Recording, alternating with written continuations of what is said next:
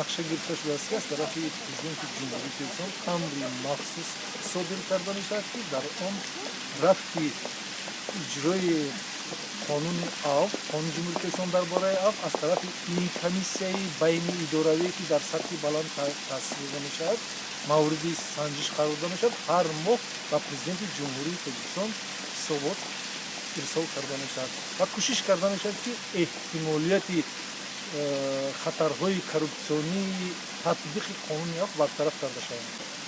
اگر امر صادر شد توسط واسطه اخبار عامه پنهان کرده می شود، لیکن در سطح بلند تأسیس شده می شود. جمع محبوسان تاجیکستان از 10,000 کمتر است.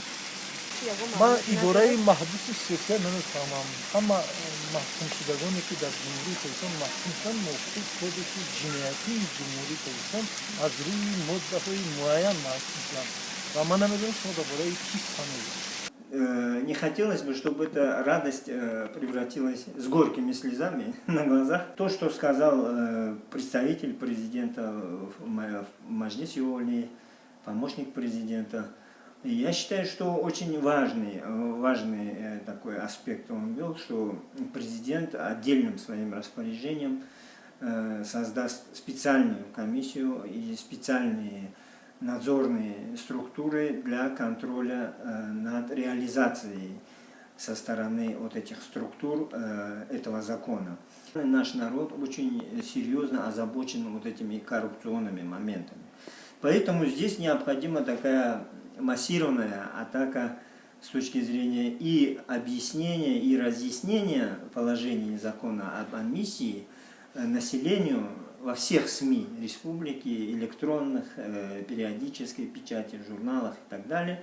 Все, что доступно вообще в сегодняшнем информационном пространстве Таджикистана, необходимо объяснять. Ну и с другой стороны, я считаю, что здесь должны работать спецструктуры. Системность коррупции, уже не секрет, все об этом говорят в различных структурах нашего общества.